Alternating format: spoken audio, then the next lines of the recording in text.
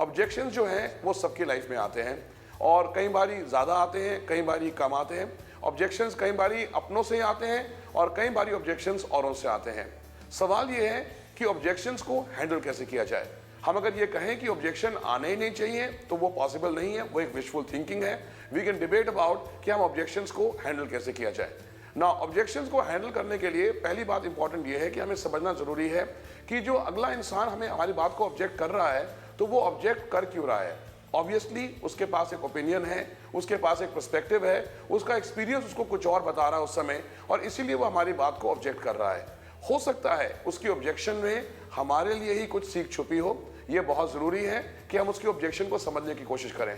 तो पहली बात तो ये है, जब कोई ऑब्जेक्शन लाइफ में एनकाउंटर करें तो एक ओपन माइंड रखें। उस समय माइंड को क्लोज ना करें कि जो मेरा पर्सपेक्टिव है या मेरे काम करने का तरीका है या जो मेरी ओपिनियन है या मेरी सोच है वही सही है। हो सकता है औरों की सोच भी सही हो सकती है। ये बहुत जरूरी है कि हम उस ऑब्जेक्शन को समझने की कोशिश करें। तो क्लैरिफाई करिए, जितने सवाल आप चाहें उस समय पूछिए ताकि आप समझ सके कि वो जो ऑब्जेक्शन है वो आ कहां से रहा है और उसको समराइज भी करिए। तो उससे पूछिए, आर यू ट्राइंग टू से दिस, क्या आप ये कहना चाह रहे हैं, क्या आपका तजुर्बा ये कह रहा है, क्या आपका एक्सपीरियंस आपको ये बता रहा है इसके बारे में, क्या आपको लगता है हमें ऐसा करना चाहिए और ये कारण है जिसके कारण आपको लगता है कि हमें ऐसा करना चाहिए। अगर आप उसको समराइज करते हैं और अगला इंसान कहता है yes that's exactly what I am thinking, तो इसका मतलब आपको उसकी जो अंडरस्टैंडिंग है उसके बारे में आपको जो है अच्छी नॉलेज हो चुकी है। उसके बाद अगर आप चाहें, अगर आपको लगता है कि आपका पर्सपेक्टिव कोई और है तो आप उस पर्सपेक्टिव को शेयर कर सकते हैं, उसके बारे में नॉलेज उसको दे सकते हैं। मुझे लगता है कि ऑब्जेक्शन जो है कई बारी हमें सोचने पे मजबूर कर देती हैं, सोचने पे मजबूर कर देती हैं कि क्या हम सही सोच रहे हैं, क्या हमारे सोचने का ढंग सही है, क्या हमारे पॉइंट ऑफ व्यू सही है। तो अगर ऑब्जेक्शंस को हम पॉजिटिवली लेना शुरू करें, there is a lot of learning we can have.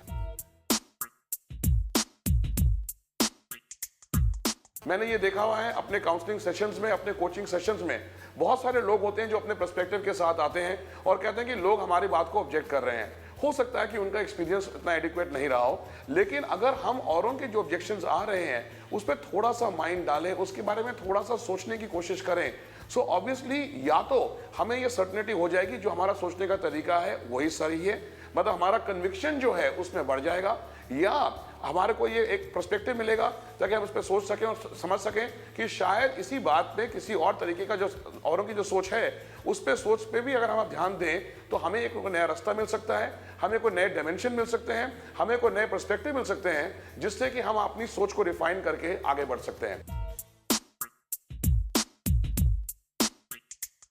Objection जो है it's a part of life. तो नंबर वन, कभी भी आप घबराइए मत कि ऑब्जेक्शन आ रहा है। Objection is never the end of the road, कि अगर किसी ने ऑब्जेक्ट कर दिया है इसका मतलब मैं आगे नहीं जा सकता हूं, इसका मतलब मुझे रोकना पड़ेगा, मुझे अपने सपनों को छोड़ना पड़ेगा।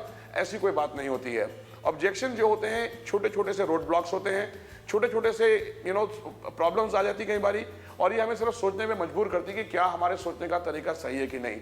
मैंने बहुत सारे सक्सेसफुल लोगों को देखा है जिन्होंने ये बोला है क्योंकि मेरी जिंदगी में ऑब्जेक्शंस आए और मैंने उन ऑब्जेक्शंस को ओवरकम किया और इसीलिए मेरी सफलता जो है वो बढ़ती चली गई।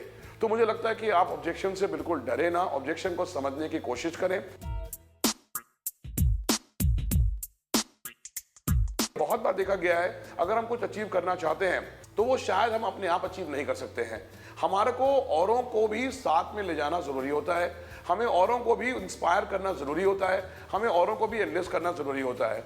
तो जब तक हम उनके पर्सपेक्टिव नहीं समझेंगे, उनके इंटरेस्ट नहीं समझेंगे कि वो चाहते क्या हैं, हम उनको एनरोल नहीं कर सकते हैं। हम लोग टिपिकली कहते हैं कि अगर आपके मन में गोल है और आप चाहते हैं कि वो एक शेयर्ड गोल बन जाए औरों के साथ, या आपके मन में एक ऑब्जेक्टिव है और एक प्लान है और आप चाहते हैं कि वो शेयर्ड प्लान या शेयर्ड गोल बन जाए या शेयर्ड ऑब्जेक्टिव बन जाए, तो उसके लिए ये बहुत जरूरी होता है कि हम औरों को समझा सकें by doing what I am saying, how will it help them to realise their own interest.